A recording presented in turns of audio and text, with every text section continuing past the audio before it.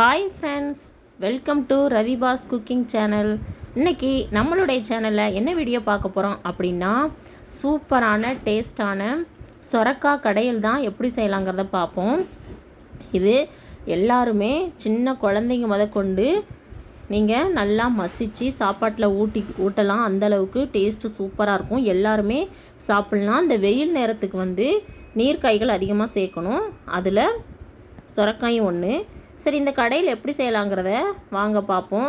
அதுக்கு ஒரு குக்கரில் நான் பாசிப்பருப்பு, சிறுபருப்பு 2லேருந்து 3 டைம் வாஷ் பண்ணிட்டு குக்கரில் சேர்த்துருக்கேன்.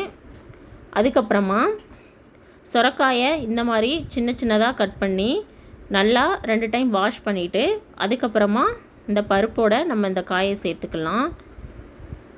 இந்த அளவுக்கு காய் சேர்த்துட்டு அதுக்கப்புறமா நான் இதோட சின்ன வெங்காயம் தான் இன்றைக்கி சேர்த்துருக்கேன். நீங்கள் பெரிய வெங்காயம் இருந்தால் பெரிய வெங்காயமும் சேர்த்துக்கலாம். நான் ஒரு கையளவுக்கு சின்ன வெங்காயம் கட் பண்ணி சேர்த்துருக்கேன். இந்த அளவுக்கு சேர்த்துருக்கேன். அதுக்கப்புறமா இதோட தக்காளி, ஒரு தக்காளி நான் இந்த மாதிரி கட் பண்ணி சேர்த்துருக்கேன். நான் பெரிய தக்காளியாக எடுத்துக்கனால 1 சேர்த்துருக்கேன். மீடியம் சைஸு இல்லைனா சின்னது அப்படின்னா நீங்கள் 2 சேர்த்துக்கோங்க. இதோட 2 பச்சை மிளகாய் இந்த மாதிரி கீறி வச்சுருக்கேன். அதையும் இதோட சேர்த்துக்கலாம். சேர்த்துட்டு அதுக்கப்புறமா 1 ஸ்பூன் அளவுக்கு மஞ்சள் தூள், அதுக்கப்புறமா 2 ஸ்பூன் அளவுக்கு சாம்பார் பொடி 2 ஸ்பூன் சேர்த்துக்கலாம். வேறு எதுவுமே நான் மசாலா பொருள் சேர்க்கலை. அதுக்கப்புறமா காயம் சேர்த்துக்கலாம். நான் கட்டி பெருங்காயம் இருந்ததுனால அதை இடித்து சேர்த்துருக்கேன். நீங்கள் பெருங்காய பொடி தூள் இருந்தாலும் நீங்கள் சேர்த்துக்கலாம். அதுக்கப்புறமா இந்த காய் மூழ்கிற அளவுக்கு தண்ணி சேர்த்துக்கலாம். ஏன்னா இது நீர்க்காய்ங்கிறதுனால தண்ணி அதுலேருந்தே அதிகமாக விடும். அதனால் கம்மியாகவே தண்ணி சேர்த்துக்கோங்க. கரெக்டாக அந்த காய் மூழ்கிற அளவுக்கு மட்டும் தண்ணி சேர்த்துக்கோங்க. சேர்த்துட்டு ஒரு தடவை இந்த மாதிரி கையை வச்சு நல்லா பிசைஞ்சு விட்டுக்கோங்க. நீங்கள் கரண்டி இருந்தாலும் அதை வச்சு கூட நீங்கள் கிளறி விட்டுக்கலாம். இந்த மாதிரி கிளறி விட்டுட்டு அதுக்கப்புறமா 1 ஸ்பூன் அளவு கல்லுப்பு சேர்த்துருக்கேன். சேர்த்துட்டு இப்போ ஒரு தடவை இதை கிளறி விட்டுக்கலாம்.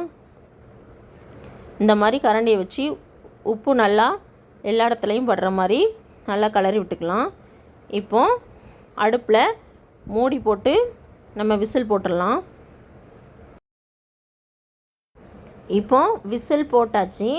போட்டுட்டு உங்கள் குக்கருக்கு எத்தனை விசில் விடணுமோ அத்தனை விசில் விட்டு எடுத்துக்கோங்க. நான் இன்றைக்கி 4லேருந்து 5 விசில் விட்டுருக்கேன். விட்டுட்டு இப்போ குக்கரை ஓப்பன் பண்ணிடலாம். ஓப்பன் பண்ணிவிட்டு இங்கே பாருங்கள், பருப்பு காய் எல்லாம் சேர்ந்து சூப்பராக நம்மளுக்கு நல்லா வெந்து வந்திருக்கு. இப்போ இந்த கரண்டியை வச்சு நல்லா இப்படி கிளறி விட்டுக்கிட்டே இருங்க. கிளறி விட்டுட்டு இப்போது பருப்பு கடையிற மத்துன்னு சொல்லுவோம்ல, அதை வச்சு தான் நான் இன்றைக்கி கடைஞ்சி எடுக்க போகிறேன். கீரை கடைவோம், இதை வச்சு பருப்பும் கடைவோம். அந்த மத்தை வச்சு தான் இந்த அளவுக்கு நான் நல்லா கடைஞ்சி எடுத்துக்கிறேன். நீங்கள் ஸ்மாஷ் பண்ணுவோம்ல, அதை வச்சு கூட நீங்கள் ஸ்மாஷ் பண்ணி எடுத்துக்கலாம். நல்லா கடைஞ்சி எடுத்தாச்சு. இப்போது ரொம்ப கெட்டியாக இருந்தால் கொஞ்சோண்டு தண்ணி சேர்த்துக்கோங்க. சேர்த்து விட்டு இந்த மாதிரி ஒரு தடவை கிளறி விடுங்க. இப்போது தாளிப்பு விட்டுறலாம். இது ஓரமாக இருக்கட்டும். இப்போது தாளிப்பு கரண்டியை அடுப்பில் வச்சாச்சு. இப்போது தேவையான அளவு எண்ணெய் சேர்த்துக்கலாம். தாளிப்புக்கு தேவையான அளவு எண்ணெய் சேர்த்துட்டு அதுக்கப்புறமா இதோட 1 ஸ்பூன் அளவுக்கு கடுகு, எண்ணெய் நல்லா சூடானதுக்கப்புறமா கடுகு போட்டுக்கோங்க. கடுகு நல்லா பொரிஞ்சு வரட்டும். அதுக்கப்புறமா சீரகம் 1 ஸ்பூனு சேர்த்துக்கலாம். சீரகம் சேர்த்தாச்சு. இப்போ கடுகும் சீரகமும் நல்லா பொரிஞ்சதுக்கப்புறமா 1/4 டீஸ்பூன் அளவுக்கு மிளகு சேர்த்துக்கலாம். டீஸ்பூன் வெந்தயம், அப்புறமா கருவேப்பிலை, கொத்தமல்லி தழை எல்லாம் சேர்த்து இப்போ எடுத்து வச்சுருக்கிற சொரக்காய் கடையில் நம்ம இப்போ சேர்த்துடலாம். சேர்த்தாச்சு. இப்போது சேர்த்து நல்லா கிளறி விடுங்க.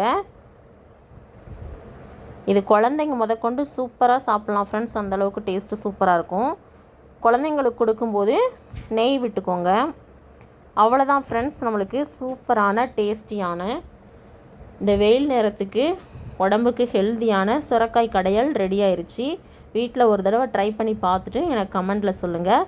நம்ம சேனலை சப்ஸ்கிரைப் பண்ணலாம், மறக்காமல் சப்ஸ்கிரைப் பண்ணிக்கோங்க. லைக் பண்ணுங்கள், ஷேர் பண்ணுங்கள், கமெண்ட் பண்ணுங்கள். ஓகே ஃப்ரெண்ட்ஸ், இன்னொரு வீடியோவில் இன்னொரு ரெசிபியோடு பார்க்கலாம். Okay bye, thank you.